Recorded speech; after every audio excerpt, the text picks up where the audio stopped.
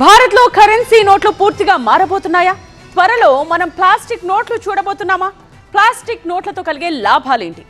నకిలీ నోట్లకు చెక్ పెట్టడమే లక్ష్యంగా ఆర్బీఐ కొత్త ప్రయోగానికి సిద్ధమవుతోందా?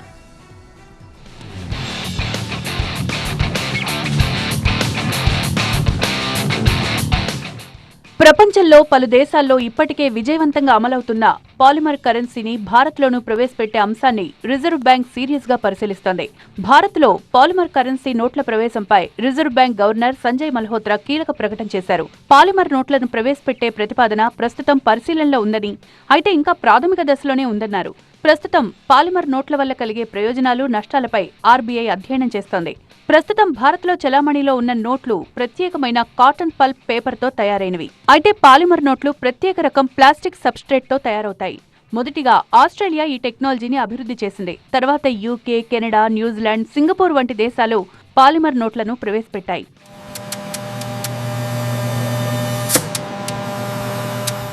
పాలిమర్ నోట్ల ప్రధాన ప్రత్యేకత మన్నిక. సాధారణ కాగితపు నోట్లు చేతులు మారే కొద్దీ చిరిగిపోవడం, మురికి కావడం, తడవడం వల్ల త్వరగా పాడవుతాయి. కానీ పాలిమర్ నోట్లు నీరు, తేమ, దుమ్ము ప్రభావానికి చాలా వరకు పాడవు. సాధారణ నోట్ల కంటే కనీసం 2 నుంచి 5 రెట్లు ఎక్కువ కాలం చలామణిలో ఉండగలవని అంతర్జాతీయ అధ్యయనాలు చెప్తున్నాయి. భారత్ వంటి భారీ నగదు ఆధారిత ఆర్థిక వ్యవస్థలో లక్షలాది నోట్లు పాడైపోతున్నాయి. ఆర్బీఐ అంచనాల ప్రకారం ఏటా దాదాపు 2 లక్షలకు పైగా దెబ్బతిన్న నోట్లను వెనక్కి తీసుకుంటోంది. ముఖ్యంగా 100 రూపాయలు, 500 రూపాయల నోట్లు ఎక్కువగా పాడవుతున్నాయి. దీంతో కొత్త నోట్లు ముద్రించడానికి భారీ ఖర్చవుతోంది. ఈ ఖర్చును తగ్గించడంలో పాలిమర్ నోట్లు కీలక పాత్ర పోషిస్తాయంటున్నారు నిపుణులు. మొదట్లో తయారీ ఖర్చు ఎక్కువగా ఉన్నప్పటికీ అవి ఎక్కువ కాలం మన్నుతుండటంతో దీర్ఘకాలంలో ముద్రణ వ్యయం తగ్గుతుందని ఆర్థిక నిపుణుల అభిప్రాయం. నకిలీ నోట్ల నియంత్రణ కూడా ఆర్బీఐ పరిశీలిస్తోంది. ఇటీవల కాలంలో 500 రూపాయల నకిలీ నోట్లు ఎక్కువయ్యాయి. పాలిమర్ నోట్లలో హాలోగ్రామ్లు, colour shifting elements, micro security ఫీచర్లు లాంటి అత్యాధునిక భద్రతా వ్యవస్థలుంటాయి. వీటికి నకిలీ చేయడం దాదాపు అసాధ్యమంటున్నారు నిపుణులు.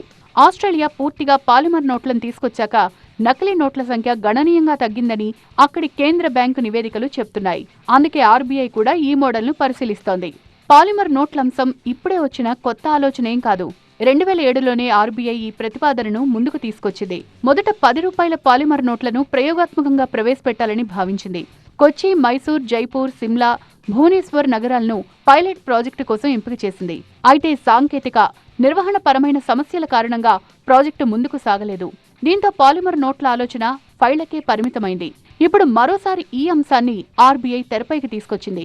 అదే సమయంలో పూర్తిగా ప్లాస్టిక్ నోట్లకు వెళ్లకుండా మధ్యంతర పరిష్కారంగా వార్నిష్డ్ కరెన్సీ నోట్లు కూడా పరిశీలిస్తోంది. వార్నిష్డ్ నోట్లంటే సాధారణ కాగితపు నోట్లపై ప్రత్యేక ప్రొటెక్షన్ లేయర్ పూయడం.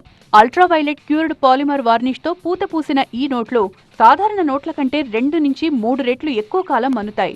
ప్రస్తుతం ఆర్బీఐ ఈ టెక్నాలజీపై కూడా ప్రయోగాలు చేస్తోంది. అయితే పాలిమర్ నోట్ల అమల్లో కొన్ని సవాళ్లు కూడా ఉన్నాయి. భారత్ లాంటి విస్తృతమైన కరెన్సీ వ్యవస్థలో ఏటీఎంలు, కరెన్సీ కౌంటింగ్ మిషన్లు, బ్యాంకింగ్ మౌలిక వస్తువులను కొత్త నోట్లకు అనుగుణంగా మార్చాల్సి ఉంటుంది. ఇది భారీగా ఖర్చుతో కూడుకున్న అంశం. అందుకే ఆర్బీఐ పూర్తిస్థాయి అధ్యయనం తర్వాతే తుది నిర్ణయం తీసుకోనుంది.